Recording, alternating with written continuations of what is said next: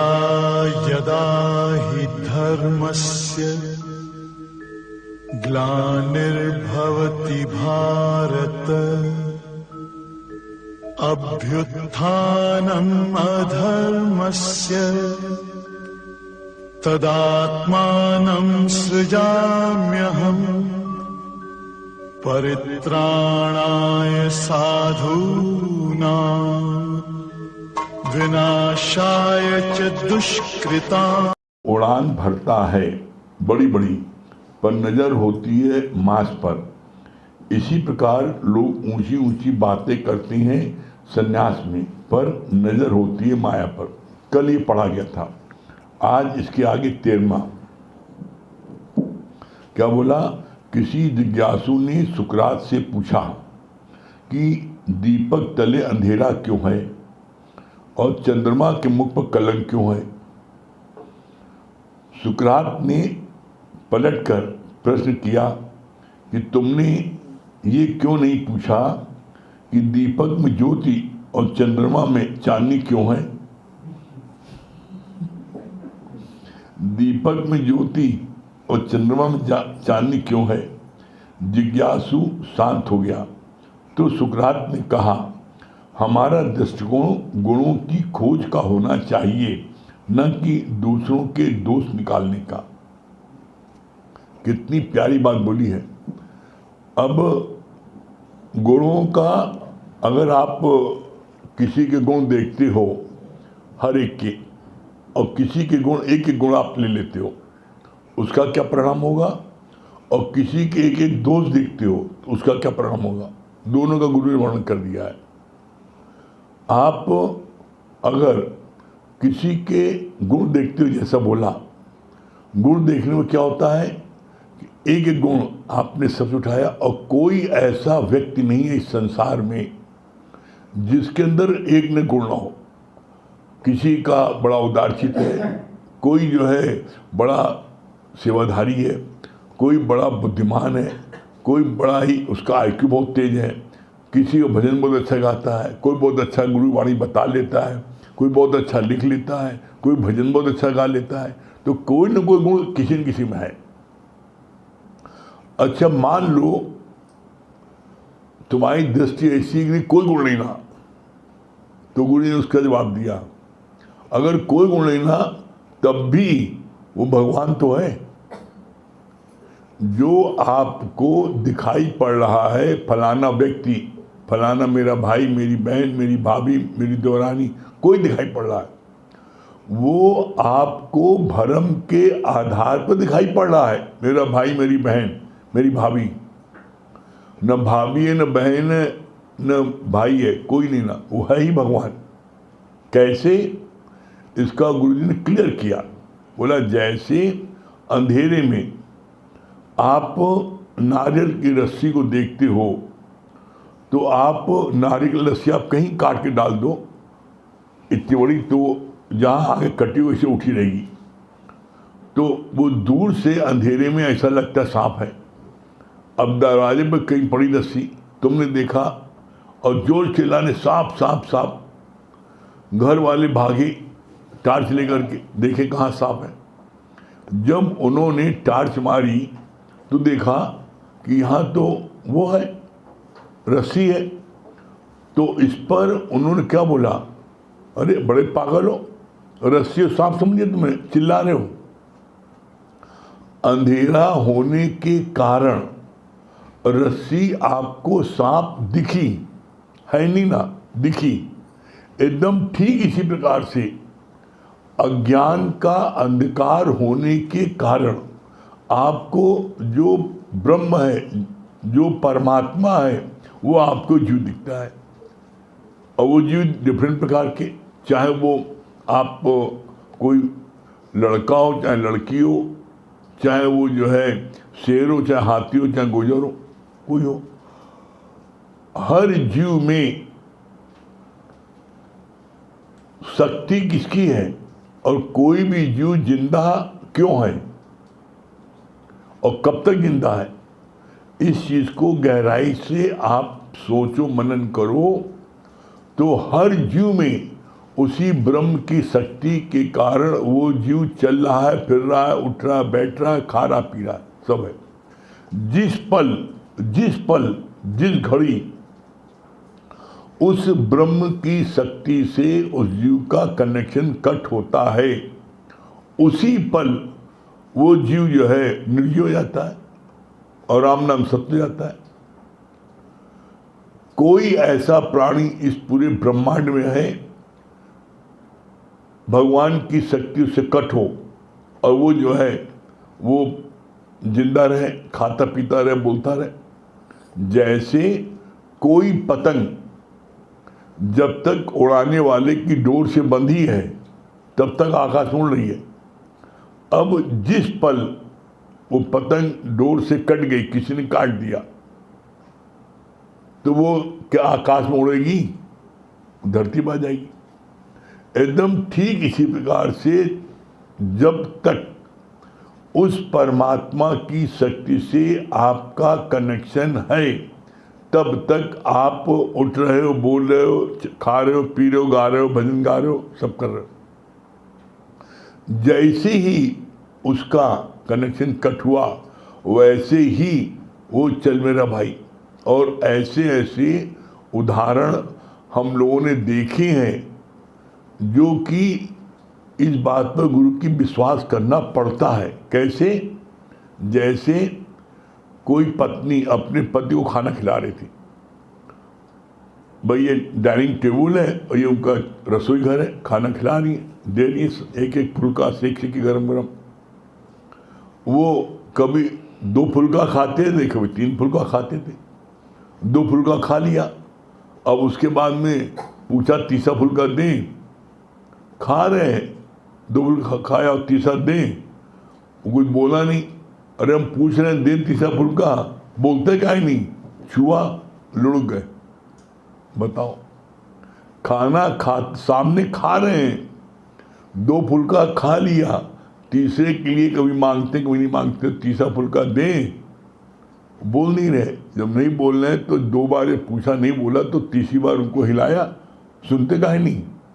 और जब हिलाए तो पता लगा अब श्वास ही नहीं ना। तभी गुरुजी ने क्या बोला, जो श्वास बाहर जाए अंदर आने का क्या भरोसा। आप श्वास को रोक नहीं सकते। श्वास क्या है? निरंतर बिना अंतर के ऑटोमेटिक चल रही है, ऐसी मशीन है।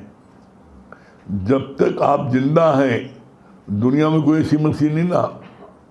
भगवान की इस मशीन के अलावा दुनिया में कोई मशीन ऐसी नहीं ना। घड़ी चलाओ, बैटरी डाउन, घड़ी बंद। कोई चीज़ चलाओ, चाहे टार्च चलाओ, बैटरी डाउन, टार्च रोशनी बंद। किसी भी चीज़ को आप चलाते हो तो फैक्ट्री चल रही है। जब तक करंट आ रहा फैक्ट्री चल रही है, करंट गया फैक्ट्री बंद। ऐसा कोई व्यक्ति नहीं है, कोई ऐसा नहीं बना दुनिया में जो निरंतर 100 साल, 50 साल, 40 साल चलता रहे। मनुष्य एक ऐसा है जो 100 साल तक चलता रह सकता है, 50 साल भी, 40 साल, 10 साल, 1 साल भी। जितनी भरी चाबी राम ने उतना चले खिलौना। परमात्मा ने जितनी चाबी भरी उतना खिलौना चलेगा। बस उसके आगे एक, अगर खिलौना चल रहा है और ढपली बजाने वाला है, ऐसे बजा रहा है और हाथ ऐसे है और श्वास गई बाहर अंदर नहीं आई तो ऐसे रहेगा, ऐसे नहीं हो पाएगा। और ऐसे है तो ऐसे नहीं हो पाएगा। इतना भरोसा नहीं। जो श्वास बाहर जाए अंदर आने क्या भरोसा, इतना भरोसा नहीं ना। और हम अपने लड़के को डॉक्टर बनावे, तुम कल जिंदा रहे वो, बोलो। अपना पल भर का भरोसा नहीं और बिटवा गए बनाएंगे, उसके लिए मकान बनाएंगे, उसकी शादी को बढ़िया धूमधाम से करेंगे, पल का भरोसा नहीं। तो इसीलिए बाबा कितनी अच्छी बात बोली यहाँ पर, कितनी सूक्ष्म बात है। किसी जिज्ञासु ने सुकरात से पूछा कि दीपक तले अंधेरा क्यों है और चंद्रमा के मुख पर कलंक क्यों है। सुकरात ने पलटकर प्रश्न किया कि तुमने ये क्यों नहीं पूछा कि दीपक में ज्योति और चंद्रमा में चांदनी क्यों है। अब दीपक में ज्योति जो आया है, यही दीपक में ज्योति, और ज्योति कब तक जलती है? जब तक तेल है। जिस समय तेल खत्म हो जाएगा तो बाती रहती है, बाती नहीं जलती। जो आप बत्ती जलाते हो दीपक, तो उसकी बाती उसी रहती है। जब तेल खत्म होता है दीपक बुझ जाता है। इसी तरह श्वास खत्म होती है, शरीर शांत हो जाता है। तो बोला कितनी अच्छी बात, दीपक में ज्योति कहाँ से आई ये कोई नहीं बता रहा है, और कोई बता भी नहीं सकता। क्यों? जिसने ब्रह्म ज्ञान लिया है, गीता ज्ञान सुना है, सिर्फ वही बता सकता है कि ज्योति कहाँ से आई है। ये ज्योति घट घट में समाई है। कैसे समाई है? इसका प्रमाण है, सूना सकना कोई नहीं, हर के अंदर लाल, और मूर्ख गण खोले नहीं करनी भय कंगाल। सूना सकना कोई नहीं, कोई सूना सकना नहीं, हर एक के लाल। लाल मन होता है वो परमात्मा, वो ब्रह्म, वो शक्ति, वो आत्मा, वो हर एक के अंदर है। और मूर्ख गण खोले नहीं, जो मूर्ख लोग होते हैं, इस गांठ को, गांठ कौन सी है? गांठ है जीव और ब्रह्म की, जीव और ब्रह्म की गांठ है। इसको मूर्ख लोग जो है अपने आप कोशिश करते हैं, और बुद्धिमान जो है गुरु से खुलवाता है। जैसे कोई व्यक्ति जिसका पेट खूब निकला हो, मोटा हो, और उसके पजामे में तुम फूल गट्ठी न बांधो, वैसी गट्ठी बांध दो। अब जब उसको गट्ठी दिखाई नहीं पड़ रही, खोले कहाँ से वो? अब गट्ठी जो है वो जब तक उसको बहुत ही नाखून से, पॉइंट से न खोलो, वो खोलेगी नहीं। उसको दिखाई नहीं पड़ी तो पॉइंट कहाँ दिखाई पड़ेगा? तो आखिर में जो मोटा व्यक्ति क्या करता है, वो गुस्से में आके तोड़ देता है। जब तोड़ देता है तो पजामा पहनने लायक नहीं है फिर। इसी तरीके से यहाँ पर व्यक्ति जब अपने आप कोशिश करता है शास्त्रों पढ़ने, ये पढ़ने, वो पढ़ने, भगवान को जान लें, तो उसका हाल क्या होता है? आप अधिकतर देख लो, जो शास्त्रों को बहुत पढ़ते हैं, बहुत अधिक उसमें डूबते हैं, वो जो है क्या होता है, उनकी दो स्थिति होती है, या तो वो पागल हो जाते हैं या डिप्रेशन में आ जाते हैं। क्यों? क्योंकि जो ब्रह्म ज्ञान को अपनी बुद्धि के द्वारा समझना चाहते हैं वो असंभव है। असंभव क्यों है? बुद्धि क्या है? बुद्धि है सत्यनारायण की चरणामृत की प्याली के बराबर, इतनी है। और शास्त्र क्या है? वो समुद्र है।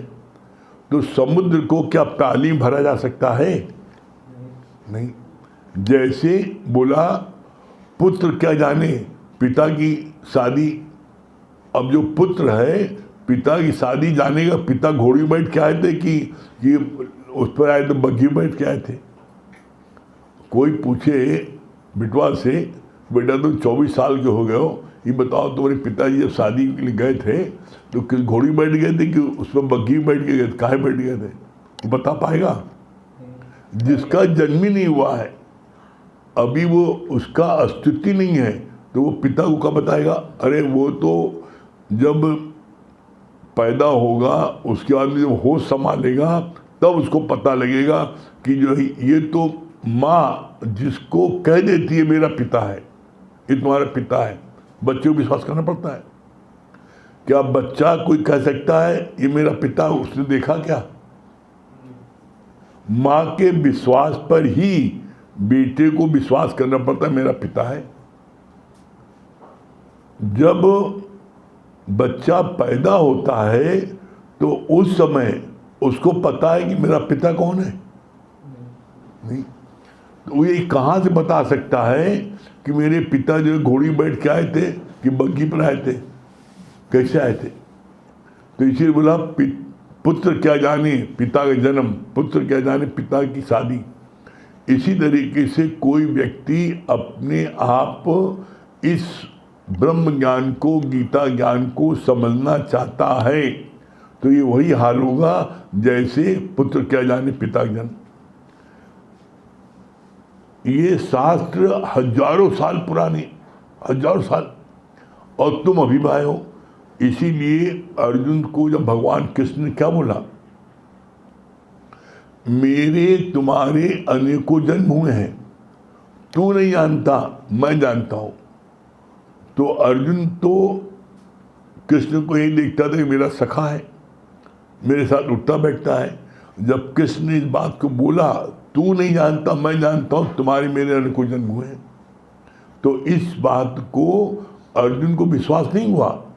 तो अर्जुन ने कहा तुम्हारे मेरे में अनेकों जन्म हुए, तो अभी आप अभी आए हो, अनेकों जन्म कहाँ भए हैं, तो आप अपना वो हमें विराट रूप दिखाओ। फिर जो विराट रूप आपका बता रहे हो मेरे तुम्हारे अनेकों जन्म हुए हैं, तो विराट रूप उसको दिखाओ। कितना सुंदर कहा भगवान कृष्ण ने। अर्जुन बोला कि तुम इस चम की दृष्टि से इस विराट रूप को नहीं देख सकते, हम तुम्हें ब्रह्म दृष्टि देते हैं तब तुम देख सकते हो। तो जब भगवान कृष्ण ने ऐसे हाथ किया है तो अर्जुन को ब्रह्म दृष्टि मिली है, दिखाते हैं उसके अंदर दृष्टि मिल रही है।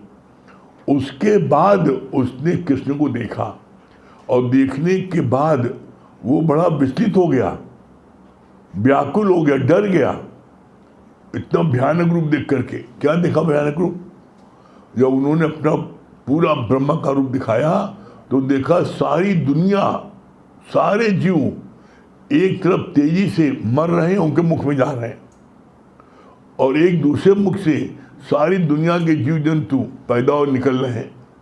जब उन्होंने दोनों ये रूप देखा, एक तरफ जा रहे एक तरफ निकल रहे हैं, एक तरफ आपका अग्नि का गोला निकल रहा है, एक तरफ पानी गोला निकल रहा है, जब उन्होंने ऐसा रूप देखा तब वो व्याकुल और डरे, और तब भगवान से प्रार्थना किया, हे प्रभु अपने सहज रूप में आ जाओ।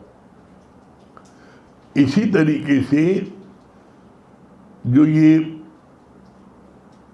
हम सब जो पैदा हुए, तो किससे पैदा हुए, चम से, चमड़े से।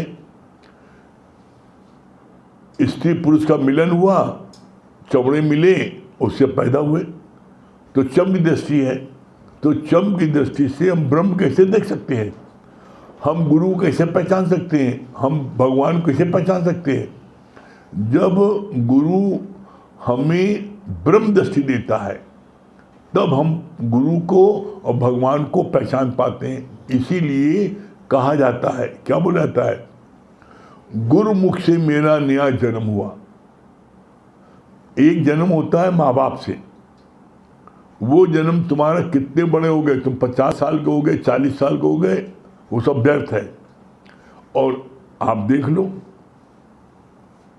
70-80 साल तक के लोग बैठे यहाँ पर हैं और 10 साल के बैठे हैं। 70-80 साल गंवाने के बाद कोई बता दे आपको अपने खानदान से, परिवार से, समाज से, दुनिया से क्या मिला है, सिवाय नफरत, जलालत, बवाल, ईर्षा, जलन, लड़ाई झगड़ा, डिप्रेशन, बवालबाजी, मुकदमेबाजी, फाइटम फाइट। आज भी कोई बता रहा था फोन करके कि भैया वहाँ गए ना तो वो जो है दोनों पति पत्नी आपस में फाइटम फाइट लड़ रहे थे। तो हमने कहा भाई लड़ रहे थे तो किसी ने उनसे बोला कि भाई लड़ रहे थे तो आप बचा लो, कि हम बीच में नहीं पड़ते, वहाँ दोनों एक हो जाएंगे, बवाल हमारे बुराई में मिलेगी, ये दोनों लड़ रहे हैं ना, फिर दोनों मिल जाएंगे, एक हो जाएंगे। तो ये इन्हीं को बोला जाता है कर्म प्राणी। ऐसे नज़दीकी तुम्हारे कर्म प्राणी मिलेंगे जो तुम्हारे कर्मों को काटेंगे फट मार के, वो तुम्हारे कर्म छोड़े बिन भोगे छूटे नहीं कर्म गत बलवान। इतना अच्छा गुरु जी बोल रहे थे, कल सुना मजा आ गया। कहा दो सगी सिस्टर, एक का हस्बैंड, दोनों ब्याही है, आसी पास, एक हस्बैंड उस सुबह उठते मान कहता है, उठो माय डार्लिंग प्लीज चाय बना लें पी लो। हस्बैंड चाय की ट्रे लेके खड़ा होता है और कहता है उठो डार्लिंग चाय पी लो। और एक दूसरा जो उसकी सगी सिस्टर जो भी आई है, उसका हस्बैंड उठ चुड़ैल उठ, सो रही हुई तक भद्दी बद्दी गाली बकता है चल चाय बना। मतलब गाली बकता शुरू करता उसको, उसकी अम्मा तक पहुंच जाता है। तुम अम्मा से सोती होगी तो वैसे तुम भी सोती हो। हम भी अम्मा तक मत पहुंचे बता दिया, फिर फटाफट कि हमें जहाँ जो कह लो हमारी अम्मा को समझ लेना। अब हम तो कहेंगे, लोग कहेंगे तो फटाफट शुरू। तो एक घर में एक बहन के साथ शुरू फटाफट शुरू होता है, गाली गलौज शुरू होता है। और एक जगह जो है वही कर्म प्राणी, वही पिता, वही पत्नी है, वही वाइफ है, वही हस्बैंड है, दोनों सगे भाई सगे बहन। एक को कितना अच्छा मिला कि वो उठता है और आकर के सुबह उठ कर कहता उठो माय डार्लिंग चाय पी लो बना के लिया है, प्यार करता है। और दूसरा गाली बकता है। तो क्यों ऐसा क्यों? इस पर आप गहराई में डूबो। ये तुम्हारे ही कर्मों का फल है, जो तुम बीज पिछले जन्म में बो के आए थे, आज उसको काट रहे हो और तुम्हें काटना पड़ेगा। और इसीलिए इतने नज़दीकी रिश्तेदार बन के आते हैं। अब पिछले जन्म में तुम उसके पति थे और तुम्हारी पत्नी ने तुम उसको गाली बक रहे थे, तो अब इस बार रू बन के आया है, पति तो गाली बकेगा ही। जो तुमने बोया है वो ब्याज समय तो मिलेगी जरूर। बिन भोगे छूटे नहीं कर्मगत बर्बाद। तो इसमें सबसे मुख्य बात क्या है? सबसे मुख्य बात है कि आप ये देखो, सावधानी बरतो। आज जो कर्म करते हो इसे बोलते हैं क्रियमान कर्म। कर्म 3 प्रकार के हैं, संचित कर्म, प्रारब्ध कर्म, क्रियमान कर्म। संचित कर्म में आपका जोर नहीं है, क्योंकि संचित कर्म पिछले जन्म हो चुके। प्रारब्ध कर्म पर कोई जोर नहीं है। जो संचित कर्म में जो कर्म आपके बच गए, जो कर्म आपके बच गए, मतलब क्या हुआ? जैसे एज एग्जाम्पल आपको मनुष्य योनि मिली और मनुष्य योनि मिलने पर आपने 1 लाख कर्म बनाए। अब 1 लाख कर्म जो बनाए आपने, उसमें क्या हुआ? उसमें आपने 90,990 कर्म भोग लिए, 10 कर्म बचे। आप त्राहिमाम करने लगे, कष्ट भोगते भोगते भगवान से कहे, भगवान अब हमसे नहीं सहा जाता, हे प्रभु कोई तरह मुझको कृपा करो, मेरे को इससे उबारो। बहुत जब कोई देखो, कभी कभी आप देखना, चेक करना, गौर से देखना, चाहे वो गधा हो, चाहे वो घोड़ा हो, चाहे वो गाय हो, चाहे बैल हो, चाहे कुत्ता हो, कोई जानवर हो, चाहे बिल्ली हो, कभी आप देखना बड़ा रोते हैं, खूब उनके आंसू निकलते हैं। तो कोई ना कोई कष्ट उनको होगा। जब ऐसी स्थिति में कोई बड़ा कष्ट होता है और वो उस कष्ट को बर्दाश्त नहीं कर पाते, इसे बोलते हैं भोगवान योनि। भोगवान योनि होती कौन सी? 84 लाख भोगवान योनि है। 84 लाख भोगवान योनि है, जिसमें आपको अपने कर्मों को भोगना पड़ता है। उसमें आपको कोई बस नहीं है, भोगना पड़ेगा। इसीलिए बोला गया भोगवान योनि। मनुष्य योनि एक ऐसी मिलती है जब आदमी त्राहिमाम कर देता है, वो पशु जानवर, सांप गुजर बिच्छू, जब बहुत रोता है, व्याकुल होता है और भगवान से कहता है, भगवान अब मुझसे कष्ट बर्दाश्त नहीं हो रहा है, मेरे पर कृपा करो, दया करो, तब परमात्मा उसकी उस करुण पुकार को सुन करके तब उसको एक बार मनुष्य जन्म फिर दे देता है। कैसे देता है? कबहुक कर करुणा नर देही और देत ईस बिन हित सनही। तब प्रभु कभी कभी कृपा करके उसकी करुण रुंदन सुन करके उसको मनुष्य जन्म दे देता है।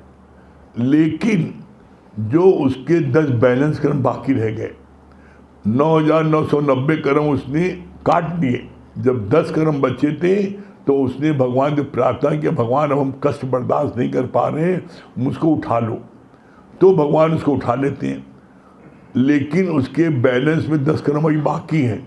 जो बाकी 10 कर्म हैं उसे बोलते हैं प्रारब्ध कर्म। वो बैलेंस में है प्रारब्ध कर्म। वो प्रारब्ध कर्म जब मनुष्य योनि आपको भगवान देता है, वो 10 कर्म आपको काटने पड़ते हैं। वही जो है पति किसी का जो है खूब इज्जत करता है, प्यार करता है, दुलार करता है, चाय बना के ला देता है, उठाता है, उठो पिए। और वही एक दूसरा उसकी सगी सिस्टर को जो है उसको गाली बकता है, उसका हस्बैंड, और उसको मारता पीटता कि उठ। ये है कर्मों का भगवान। जो 10 कर्म बाकी हैं उनमें एक ये उसका लेस हुआ, जो उसके हस्बैंड ने गाली बक्की मारपीट किया और एक ने प्यार किया। उसके सत्कर्म में फल ये हुआ कि उसके हस्बैंड को प्यार किया, बदकर्म फल ये हुआ उसको उसने मारा पीटा गाली बक्का। ऐसे ही 9 कर्म और बचे जो बैलेंस, वो कभी आपको बीमारी आ जाएगी, कभी आपका धन लुट जाएगा, कभी आपकी कोई चीज छिन जाएगी। वो 10 कर्म जब तक नहीं कटेंगे तब तक मुक्ति नहीं मिल सकती। अब यहां गलती क्या होती है, 10 कर्म जो प्रारब्ध के बचे, जब जीवन में आता है, कोई अप एंड डाउन आता है, एकाएक कोई किसी लड़की से प्यार हुआ और उसने छोड़ दिया, बहुत बहुत तुम्हारा उससे लगाव हो गया, लड़की ने छोड़ दिया या लड़के ने लड़की को छोड़ दिया, तो उस समय उसको ऐसा फील होता है अब मेरा जीना बेकार है, मर जाए ज़्यादा अच्छा है।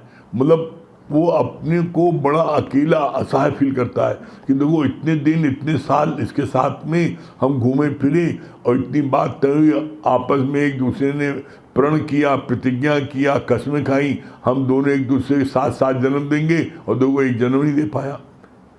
बड़ा दुख होता है, चाहे लड़का हो चाहे लड़की हो। और ऐसे में अगर चाहे लड़की हो चाहे लड़का हो, उसको अगर प्रॉपर गाइडलाइंस नहीं मिला, उस लड़की को या लड़के को प्यार से समझाने वाला कोई नहीं मिला, निश्चित वो सुसाइड कर लेगा।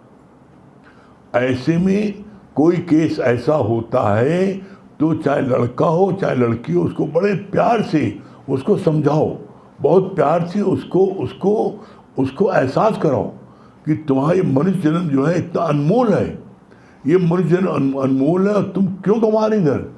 तुम किसी भी लड़का लड़की को तुम पा जाओगे, जब तक तुम्हें नहीं मिल रहा तब तक तुम बहुत ही और मिल जाए मिल जाए मिल जाए। जब मिल जाएगा तो आप देख लो, हमने तो देखा है 100 में मुश्किल से 2, 100 में 2 मुश्किल से जो लव मैरिज करते हैं उनकी नहीं पाती है। बाकी 98 मैरिज जो है वो जब तक नहीं मिलते हैं, जब तक बड़ा लगता है, जब मिल गए तो पता लगा चाहे 3 महीने में, चाहे 6 महीने में, चाहे 6 साल में वो छुट्टा हो जाती है। क्यों? क्योंकि लड़का जब तक शादी नहीं होती है, जब तक तो उसको हुर परी, नूर परी, चंद्रमुखी सब कहता है, और जब शादी हो गई तब कहता है तो सूरजमुखी है। तो लड़की बोलती जब तक शादी नहीं की, जब तक तो चंद्रमुखी बोलते थे, अब सूरजमुखी तो बड़े लोग हैं, तो पट्टी नहीं। क्यों? क्योंकि लड़का पहले इतनी चापलूसी करता है, इतनी मिन्नतें करता है, इतनी लड़की को इतना चढ़ा देता है, वो आकाश मोड़ने लगती है। और जब शादी होती है उसके बाद में, अब जब उसका जो है, जो वो कह लो उसकी एक इच्छा कह लो, वासना कह लो, जब उसकी पूर्ति हो जाती है तब उसको जो है वो चांद परी और हुर परी देगा, वो सूरज परी नजर आती है। क्यों?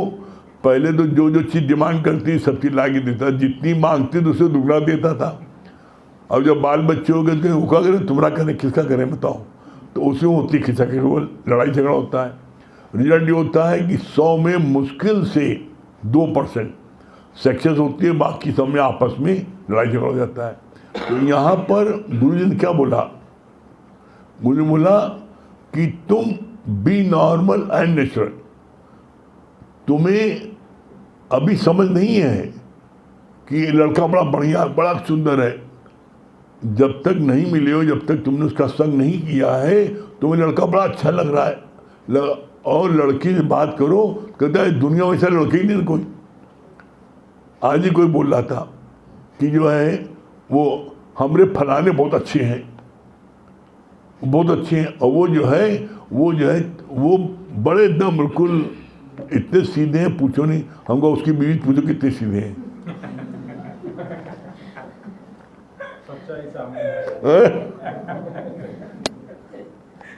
कहीं ये सीधे दिखाई पड़ रहे हैं। अभी तुमने कहा गुस्सा नहीं देखा है, आग बबूल है, आग उगलते हैं। तो मतलब भगवान ने एक एक बातों को इतना क्लियर किया। तो इसलिए कभी भी किसी की हक, एक बात अपने जीवन के अनुभव से कह रहा आपको, किसी की हकीकत जाननी है तो आप उसके साथ में 15 दिन महीने में साथ रहिए, पूरा 24 घंटे साथ में उठिए, बैठिए, सोइए, खाइए, पिए, तो आपको उसकी सारी हरकत पता लग जाएगी, कितना सीधा है, सब पता लग जाएगा। तो ऐसे भगवान ने बोला दूर के ढोल बड़े सुहावने लगते हैं, बड़े सुहावने, बड़ा अच्छा, बड़ा बढ़िया, बड़ा अच्छा है, और बड़ी अच्छी है। जब पता लगा करंट मारती था, अरे हमें नहीं पता नहीं जो करंट मारती है, देखने तो बड़ी सीधी है। तो किसी के बारे में अगर पता करना हो तो पुरुष से उसकी पत्नी बारे पता कर लो, तो वही पत्नी मुझसे सीधी आ जाओ, दिन देखो, बात करो, ऐसा खरबोटेगी पता नहीं पूरा, ऐसा डग मारेगी, सारी जिंदगी याद रखोगे। और इसी तरह पुरुष के बारे में पूछ लो उनकी पत्नी से, है तो वो सच्चाई ऐसे नहीं उगलती है। सच्चाई उगलती कब है? जब उन्हें विश्वास हो जाता है कि मेरी बात किसी से नहीं कहेगा, ये अपने तक रखेगा। जब अपने दिल की बात जैसे आप अपने किसी दोस्त को बताते हो, घर में माँ बाप को नहीं बताते, अपने दिल की बात जो कांटा चुभा होता है, कोई भी लड़का किसी लड़की से धोखा खाता है, या किसी लड़की से प्यार हो जाता है, या किसी लड़की का किसी लड़के से प्यार हो जाता है या धोखा मिलता है, न वो प्यार बताता है न धोखा बताता है, अपने माँ बाप से नहीं बताता कभी कोई लड़की न लड़का, लेकिन अपने दोस्त से सब बता देता है, एक एक बात कि फलानी ने हमको धोखा दिया और फलानी ने हमको धोखा दिया, एक एक बात पूरी बता देगा। किसको? दोस्त को। तो इसी तरीके से गुरु कहते हैं कि तुम गुरु अपना दोस्त जानो, और दोस्त जान के तो अपनी सारी बात बता दोगे तो तुम्हारा वो कांटा निकाल देगा। घर में कोई इसलिए नहीं बताता क्योंकि माँ बाप बच्चों की बात को समझने की कोशिश नहीं करते, बस जैसे रह रहे अहंकार है, तो मैं बाप हूँ ना, बाप हाथ पे तोड़ दिया, समझ लें तुम घर के बाहर निकली, फिर निकलो, मैं एकदम निकलोगे एकदम से भाग जाओ और प्लानिंग बने, का पता लगा भाग गई। अब बाप कहता है मेरी नाक कट गई है, अब हम जी क्या करेंगे, चलता है सुसाइड करने, भागता है। तो बोला ऐसे में गुरु ने कितना अच्छा समझाया, ऐसे में जब लड़का है लड़की, जब उसका जूता चप्पल तुम्हारे पैर में हो जाए, उसका जूता तुम्हारे पैर में आ जाए, तो फिर वो लड़की नहीं लड़का नहीं, दोस्त है। फिर वो उसके साथ में दोस्ती का व्यवहार करो, प्यार से बात करो, और इसके लिए तुम ही समझो मैं बाप हूँ, मैं अम्मा हूँ। तुम्हारी उम्र अगर 50 साल की है, 50 साल के हो, तो लड़के की उम्र जो है वो 18 साल की, 19 साल की है। और गुरु जी ने क्या बोला? 13 से लेकर 19 साल तक, 13 साल से लेकर 19 साल तक क्या है, सब में टीन लगा है, 13, 14, 15, 16, 17, 18, 19, टीन, और टीन को चढ़ा दो अंगीठी पर, 1 मिनट में गर्म होता है, 1 मिनट में। और जो बड़े बड़े भगोने हैं मोटे मोटे, वो गर्मा ही नहीं पाते वो। तो लड़का और लड़की बोलते हैं कि जब तुम्हारे 50 साल में इतना गुस्सा है तो हमारा 18 साल में क्या हुई। हम तो भी टीन हैं, हम तो टीन फट जाएगी। बवाल इसीलिए देखो आप विस्फोट होता है। लड़के लड़कियां जो 13 साल से 19 साल के रहते हैं, उनको अगर प्यार से नहीं समझाओ तो फिर क्या करते देख लो आप, वो जो है वो या तो भाग जाएंगे या सुसाइड कर लेंगे या शादी कर लेंगे, जो करते समझाओ करो। तो कभी भी तलवार से आप कोई चीज सिल नहीं सकते, तलवार से आप काट सकते हो, जोड़ नहीं सकते। जोड़ना है तो सुई से, और सुई जो है जोड़ देती है। तो आप छोटे बन के प्यार बन से दोस्त बन करके, वो लड़का नहीं अब दोस्त है, उसके साथ दोस्ती व्यवहार करो। लड़की नहीं है अब वो तुम्हारी सहेली है, उसके साथ सहेली व्यवहार करो, दोस्ती वाला। और जब आप प्यार से बात करोगे तो आपको हर चीज़ बता देगी, और जब अपनी हर चीज़ बता देगी तो कभी लड़के या लड़कियां कभी भी कोई ऐसा विस्फोट नहीं करते। विस्फोट होता वहाँ पर है जहाँ पर कोई बात नहीं करता। जैसे हम हमेशा इस बात करते हैं, घर में परिवार में कोशिश करो घर के परिवार के सब लोग महीने में 15 दिन में इकट्ठा आपस में हो, बैठे साथ में खाएं पिए बैठे। उसमें तुम 15 दिन में बैठोगे, महीने में बैठोगे आपस में, तो उससे क्या होगा, उससे किसी के प्रति कोई नफरत है तो पुट पुट करके निकल जाएगी। जैसे चुटपुटियाँ बजती ना पुट से, कैसे बजी?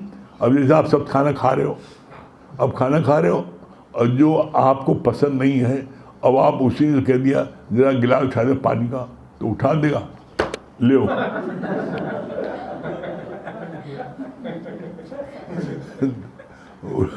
अब वो गिलास पटक दे, समझ चुटपुटियाँ बज गई, अब बवाल नहीं होगा। तो इसी तरीके से आपस में, चाहे पूजा के बहाने, चाहे खाना खाने के बहाने, चाहे नाश्ते के बहाने, चाहे चाय पीने के बहाने, आपस में मिलो जुलो। कोई तुमसे कितना भी नफरत करता हो, कितना भी तुमसे दूर भागने की कोशिश करता हो, तुम घुस के मुझसे बच जाओ। तुम कोई ना कोई, चाहे तीज, चाहे त्यौहार, चाहे कोई फंक्शन, और अपने हिंदुओं में तो 50 त्यौहार होते हैं, हर महीने कोई ना कोई त्यौहार है। तुम त्यौहार लेके मिठाई लेके पहुँच लो भैया,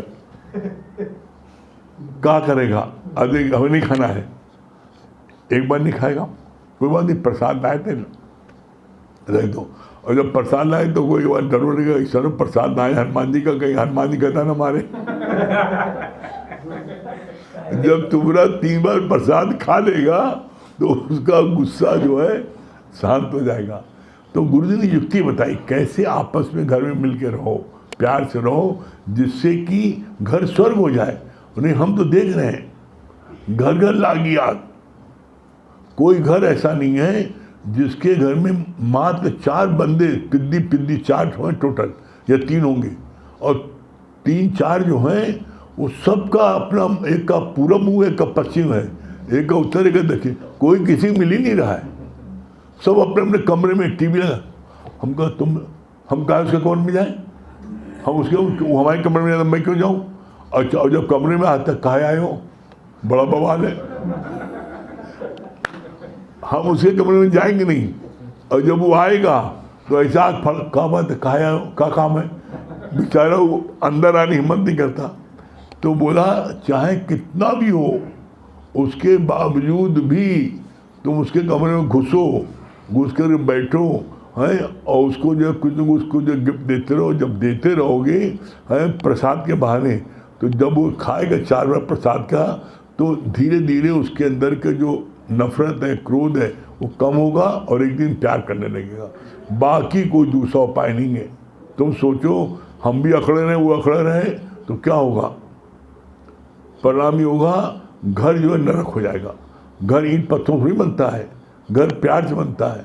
और हम देखते हैं किसी की घर में जो लोग गरीब हैं, उनके घर में इतना प्यार आपस में है। एक कमरा है, एक कमरे में 6 लोग रहे, लेकिन 6 लोग एक दूसरे के लिए जान देने तैयार, 6 लोग एक दूसरे के लिए समझिए पहले भैया दे दो, पहले उसको दो, इतना प्यार करते हैं।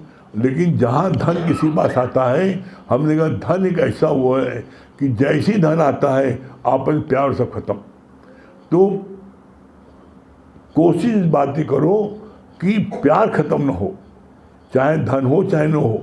और ऐसे में जो ऐसा करेगा उसी को झुकना पड़ेगा, उसी को मुड़ना पड़ेगा, उसी को दबना पड़ेगा।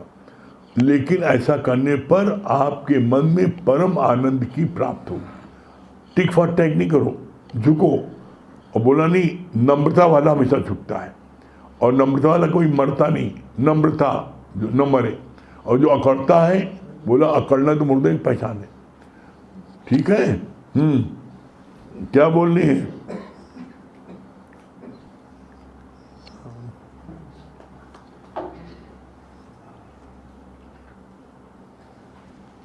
दो पाई दो। गुरु जी, हम सबके आप भगवान हैं, ब्रह्मा है, विष्णु है, महेश है, दुर्गा है, काली है, सब कुछ है। आज दुर्गा अष्टमी है, हम लोगों के भाव है आज हम लोग कुछ माता रानी के भजन गाने के लिए, आपकी पूजा करने के लिए, अगर आप इजाज़त दें तो। अरे भक्त लोग चाहे जो करें।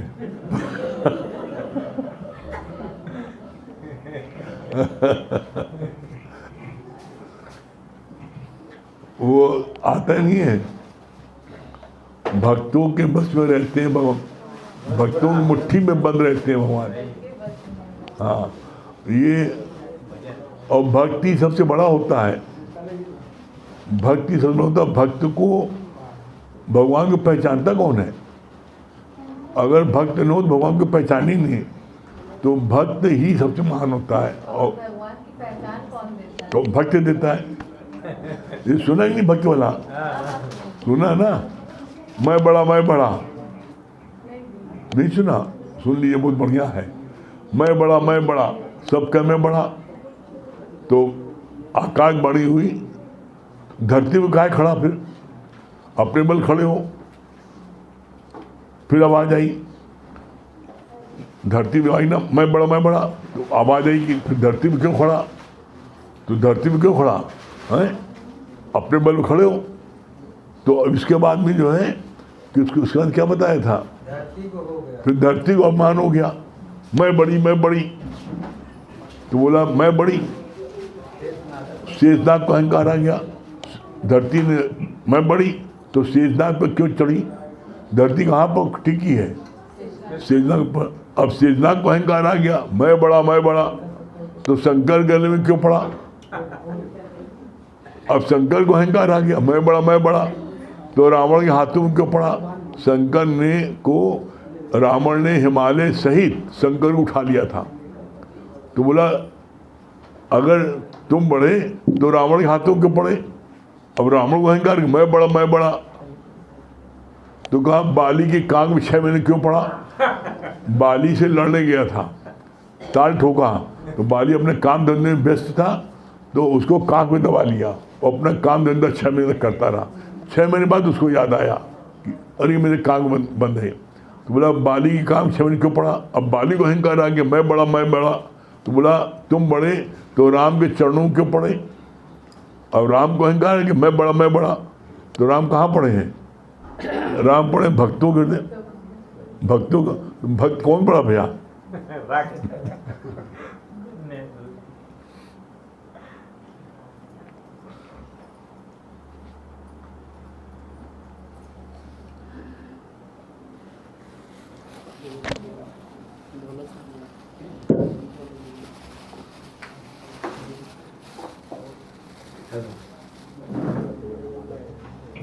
हेलो,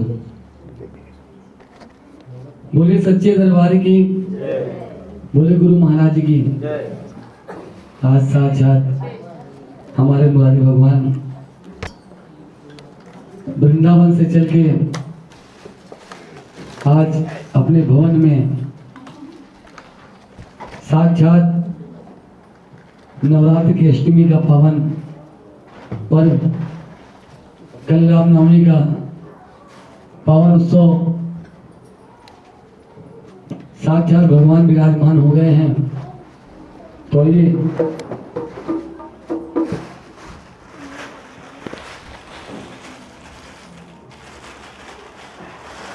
भगवान के श्री चरणों में अपनी हाजिरी बोलिए सच्चे दरबार की जय।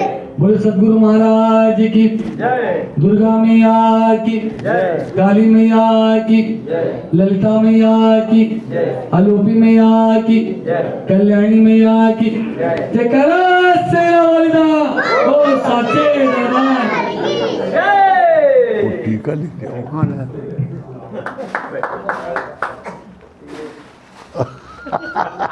अच्छा छोटे मनीष भैया आ गए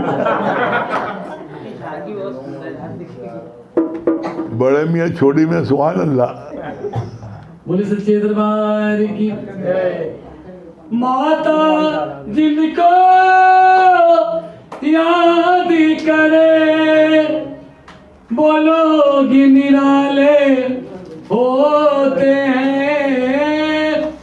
माता जिनका नाम पुकारे वो किस्मत वाले होते हैं। चलो बुलावा आया है माता ने बुलाया है।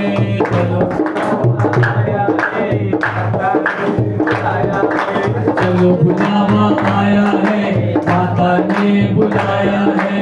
चलो बुलावा आया है माता ने ओ चलो बुलावा आया है माता ने बुलाया है। चलो बुलावा आया है माता ने बुलाया है। हो ऊंचे पर्वत पे रानी माँ ने दरबार लगाया है। चलो बुलावा आया है माता ने बुलाया है। ओ जय माता दी चलो बुलावा आया है माता ने बुलाया है सारे जग में एक ठिकाना सारे गम के मारो का। सारे जग में एक ठिकाना सारे गम के मारो का। सारे जग में एक ठिकाना सारे गम के ओ रस्ता दे रही है माँ अपनी आँख के तारों का। रास्ता देख रही है माता अपनी आँख तारों का। रास्ता देख रही है माता अपनी आँख तारों का। ओ मस्त हवा ओ काय की जोगा ये संदेशा लाया